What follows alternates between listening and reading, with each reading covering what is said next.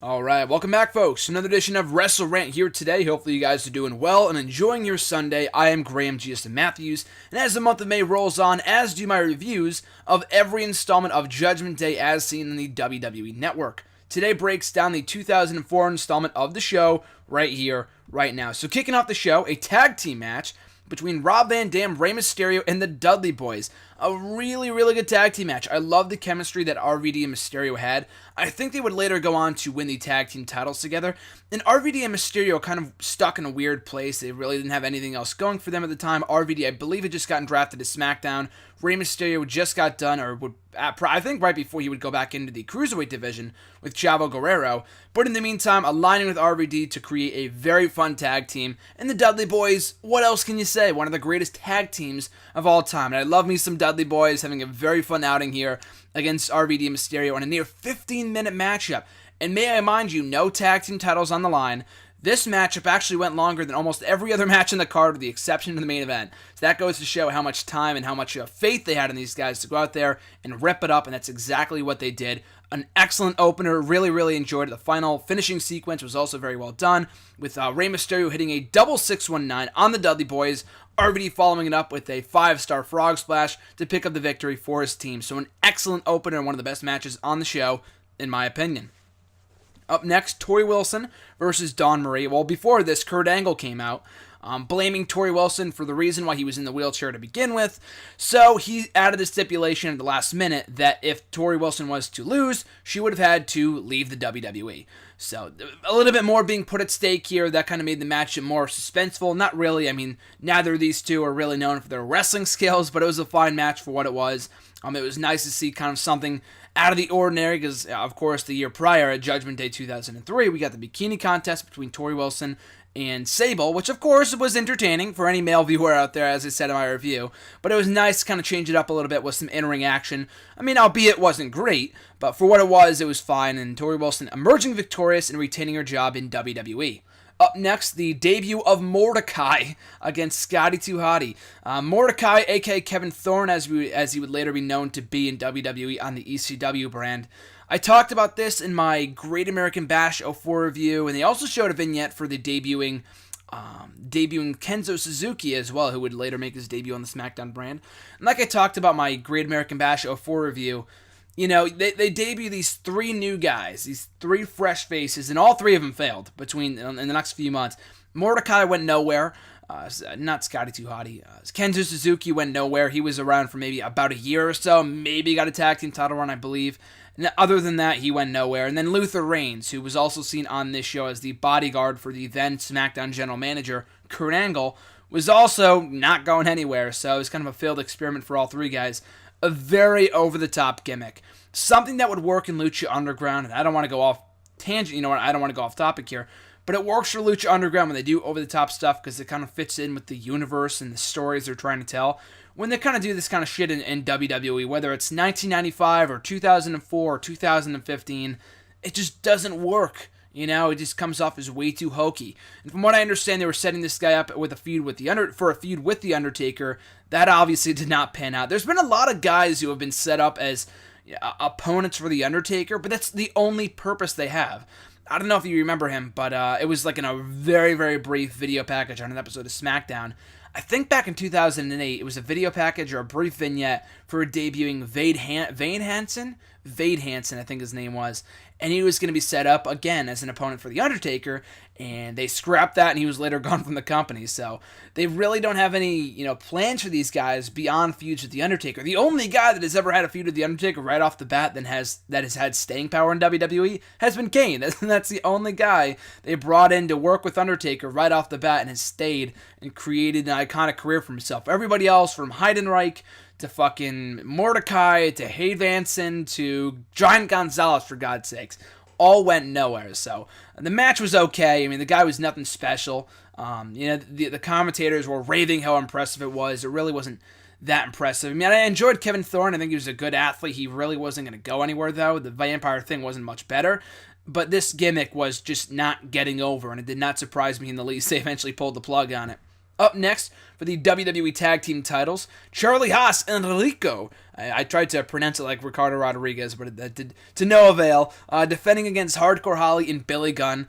Pretty standard tag team title match. I mean, it kind of paled in comparison to the match we got earlier between RVD, Mysterio, and the Dudley Boys, but it was still good, especially down the stretch. I mean, Rico's mannerisms, like the gay stuff, was pretty entertaining when he tried to hump his opponents and stuff like that. That was nice for like a good laugh and stuff like that.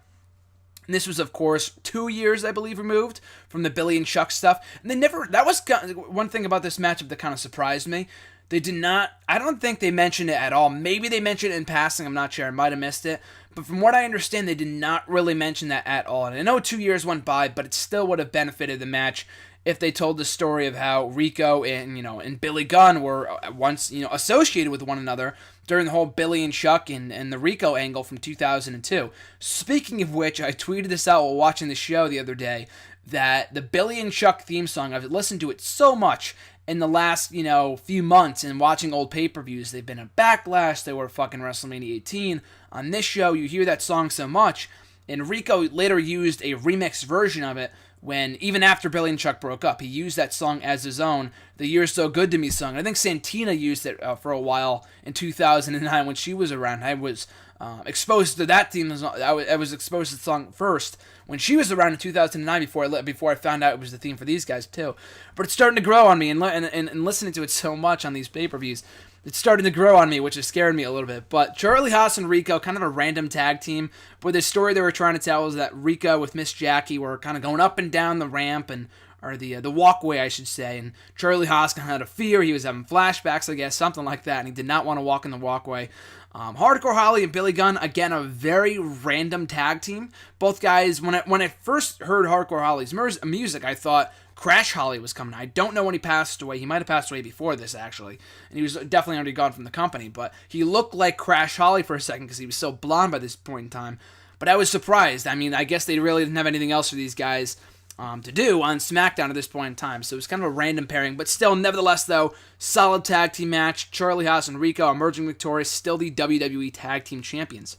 Up next, Chavo Guerrero versus Jacqueline for the Cruiserweight Championship. Yes, you heard that correctly. A few weeks before this, Jacqueline beat Chavo to win the Cruiserweight Championship on an episode of SmackDown. And in this matchup, Chavo would have his arm tied behind his back. With Chavo Classic in his corner, this was around the time that he still had Chavo Classic, kind of serving as his manager like Bob Orton did, like Tony Atlas did for Mark Henry, kind of like that kind of thing, for a while in 2004. So most of the matchup, it was a little short. It was just short of 5 minutes. At one point, Chavo got the arm untied from behind his back, but he acted as if it still was.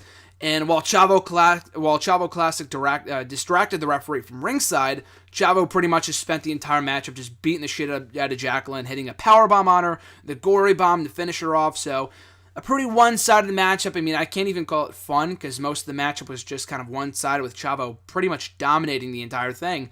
And giving the belt right back to him was the right move, but why even do the angle in the first place? From what I understand, they did the whole thing with Rey Mysterio and their little feud at WrestleMania, and they would go back to that feud in time for the Great American Bash in the summer of 2004. So why interrupt that reign for this little kind of pointless reign with Jacqueline? I enjoyed Jacqueline. She was a very good athlete, kind of the mainstay in the women's division for a couple years in the early 2000s.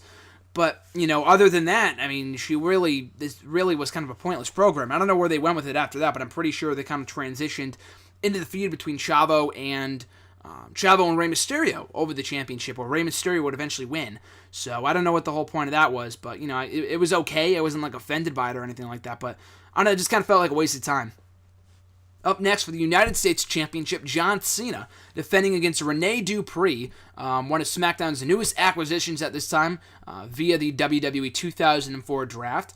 So the whole purpose of this feud, or the whole backstory behind this feud, as one could guess, was that Rene Dupree, representing France or French Canada or whatever it was anti-USA. He had just debuted the Cafe de Rene over on SmackDown. And kind of doing the whole trash in the United States and beating up on Torrie Wilson, a resident American. Then John Cena would come to her aid, kind of serving as the bridge to leading to this feud between Cena and Dupree over the United States Championship after being set up by the SmackDown GM, Kurt Angle. So the match itself was pretty nice. I thought Rene Dupree wasn't like world title worthy, but I thought the guy was a good in-ring athlete. I guess his attitude really wasn't there, from what I understand. I mean, the whole La Resistance thing, or I think the microphone just fell. The whole La Resistance thing just kind of. And I was doing some more research because, like I mentioned in my Backlash or my Judgment Day 2003 review, I have known of them. I thought they were underrated, and they kind of were. They were a good tag team, but I just didn't really know much about them and whether they broke up and reunited, whatever. So I just wanted to go back and kind of fresh up my memory. And from what I understand, they really weren't that over when they first won the World Tag Team titles in 2003, I think it was. So, I mean, he was better off on his own anyway, but his time as a singles competitor was kind of short-lived. You could probably bunch him in also that group with Mordecai, Kenzo Suzuki, Luther Reigns. I mean, he had more staying power. He was there for, I think, 3 or 4 years in WWE. I think the youngest guy to ever win the World Tag Team Championships.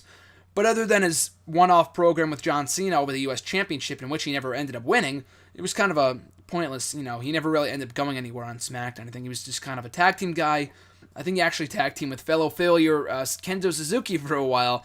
But other than that, though, he really didn't go anywhere in WWE. But a nice matchup, though. I enjoyed it. It was well wrestled. John Cena was still doing the basic Thugonomics gimmick, or the Doctor of Thugonomics, excuse me.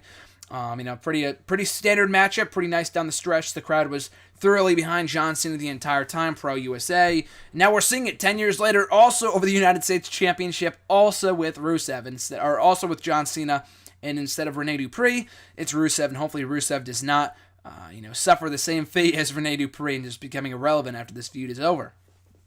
Up next, The Undertaker taking on Booker T. So on paper, it's a really random matchup. But of course, I think originally, from what I understand, when Brock Lesnar left in 2004, of course, it was all due to travel and whatnot, but he also really wasn't high on creative at that point in time. I guess he understood that following WrestleMania, after he was going to beat Goldberg originally, I think at WrestleMania, and then he was going to go on to feud with The Undertaker again. And he kind of thought, been there, done that, and that's kind of logical to think, because he had been there and done that.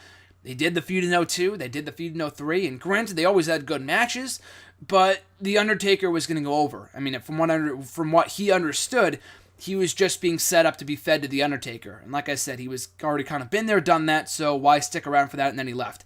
So we got stuck with Booker T instead, kind of a last-minute decision. And like I said, it just kind of seems random on paper. On Raw, a month or two before this, Booker T was a World Tag Team Champion, had turned heel in RVD, got drafted to SmackDown, and logically, a feud with Booker T, a feud with RVD would have made sense. So they just randomly just slotted him into a feud with The Undertaker just so Undertaker could have something to do. And they treated it as a big thing, like as a very special occurrence. So I guess Undertaker really wasn't on SmackDown all that much. This is right after he went back to being the Phenom. And it was obvious, it had been a couple years since they had done the gimmick, maybe about 4 or 5 years. So they were still trying to find, a way to make it make sense in like the 2000s and not make it seem hokey. Like they would have him backstage and all the smoke and stuff, of course, all that would be erased in the years to come. But most of this matchup, it was a good match. It was a solid match. I'm not going to call it bad. But the hokey stuff with Booker T using like the voodoo shit, by 2015, when you see it with Bray Wyatt and CM Punk and the Urn and all this other crap, it gets old after a while. We've been there, we've done that, we've seen everything when it comes to the hokey pokiness of The Undertaker and all this other crap, the hocus pocus. So, I really wasn't a fan of that, but the match itself was okay. It was a quick win for The Undertaker. Booker T really didn't do much. He kind of floundered for the remainder of 2004. He was in a U.S. title program with John Cena, I think, for a while. Then they would turn him babyface. So the whole heel turn run really wasn't working out too well. He really just was not getting over as a heel. So they scrapped that and had him go back to being a babyface, which is he has always been destined to be. He's much better off as a babyface than he was as a heel. Although his King Booker run was okay. That was good. He was very dedicated to that role. But other than that, though, Booker T has always been better suited as a babyface than he always has been as a heel. But yeah, the match was good. Really nothing to it. Just kind of a standard matchup. The hokey pokiness of it, I was not a fan of, but it was okay. It was bearable. So we get to the main event. Eddie Guerrero defending the WWE Championship against John Bradshaw Layfield. This had been only weeks removed, or maybe only a month removed, from JBL kind of rejuvenating his career, resurrecting his career, rejuvenating his character, I should say. by becoming JBL, kind of stripping the Acolyte persona from himself, becoming a self-made millionaire, investing in stock and Wall Street and all this other garbage. So he becomes the new top heel on SmackDown. Again, with Lesnar gone, they really didn't have anyone else to feud with Eddie for the WWE Championship. They were really, you can kind of tell from the show, they were really experimenting with a lot of different things. Haas and Rico were a new fresh team. Mordecai, like I said before, all these other guys, they were really bringing in Kenzo Suzuki, JBL, they were taking a chance on Booker T, they were taking a chance on Rene Dupree. It was obvious from a lot of the SmackDown pay-per-views in 2004, they were experimenting with a lot of stuff. Some stuff stuck, some stuff did not, like I talked about before. But the match itself, though, JBL and Eddie Guerrero, I watched the strap match from Great American Bash 2004 last summer, and I thought it was good. It didn't really blow me away. It was better than most. Arguably the best strap match of all time, but, it wasn't like a match that I would recommend. Maybe I would recommend you go back and watch it, but it wasn't like anything amazing that I remember to this day. This match was kind of more the same early on. It was a standard matchup, kind of brawling for the most part, but then when it came down to like the last 10 minutes, when the referees, plural, were down, one got knocked down, and the other got knocked down when they came in. Charles Robinson, I think it was. It was great when they went all out and used the weapons and stuff like that, which is obviously what helped the match and did not hinder it. When JBL knocked out Eddie with that steel chair shot, he was fucking bleeding like a fountain. It was coming out nonstop. It was gross. Just a crimson mask, as Gordon Soley would say. It was quite the visual, to say the least. And then JBL just beating the living crap out of Eddie Guerrero in the ring, hitting him with the belt, hitting him with more steel chair shots, just going nuts on the guy, hitting him with a clothesline from hell and another powerbomb. And then when Eddie Guerrero kicked out of all that stuff, the crowd kept on getting louder and louder and louder. Louder and louder and louder. Him just showing more heart than ever before. Just a crazy, champion to be kicking out of this shit. Out of all this crazy shit, and showing a lot of heart and determination in kicking out of all these offensive, crazy maneuvers at the hands of JBL. So the crowd was very much behind Eddie, obviously. The guy was one of the most over guys of all time during the time that he was around. One of the most popular baby faces in WWE history. So he kind of, endures the punishment, kicks out of all of it. JBL comes back, he battles back. Eddie Guerrero tries to battle back as well. So a really good, hardcore, back-and-forth bout. The finish was kind of weak. I was not really a fan of the finish itself. Eddie Guerrero went to the outside of the ring, and he took a steel chair? Oh, no, I think it was the belt. He took the belt. Or JBL brought the belt in the ring, and when the referee wasn't looking, Eddie hit him with a low blow, which of course made sense. Normally I would say, a babyface shouldn't do that, but it was Eddie Guerrero, lie, cheat, and steal. It was kind of part of his gimmick, obviously. So there was that, and then after that happened, there was Eddie Guerrero hitting him with the belt when the referee was looking, intentionally getting himself disqualified, giving JBL the win, but retaining the title because the title can't change hands on a disqualification. So I thought the finish was kind of weak, but other than that, though, it made sense. It served a purpose in building towards the next chapter in this feud, protecting JBL. They obviously didn't want to beat him right off the bat after just being, after being rejuvenated as a character. They weren't going to beat him right off the bat. So they wanted to keep the feud going, and he would later win the championship at the Great American Bash pay-per-view, and I think in late June of 2004. But still, I thought this was really, really good, especially down the stretch early on. It was kind of a standard singles match, but when it came down to the nitty-gritty of it, and they just kind of went all out with the hardcore shit, went to the extreme, utilized the extreme environment well, it was awesome. The crowd is very much into Eddie Guerrero, obviously, and very much into all the near falls down the stretch. Protected JBL, kept the feud going. Eddie Guerrero, the last man standing, just unleashing all of hell on JBL after the matchup, continuing to hit him with the belt, continuing to hit him with more steel chair shots, and hit him with a frog splash afterwards too. So he got his vengeance, JBL got his comeuppance, but that was not the end of the line for the feud. Like I said, they would later meet in a strap match at the Great American Bash pay-per-view for the WWE title. So a great match in the whole, a lot better than I thought it was going to be, and a very entertaining way of going off the show. So on the whole, I thought this was a very good pay-per-view for the most part. A good to very good pay-per-view. I was not expecting much because, like I said, 2004, not to say it was one of my least favorite years. I love the Ruthless Aggression era.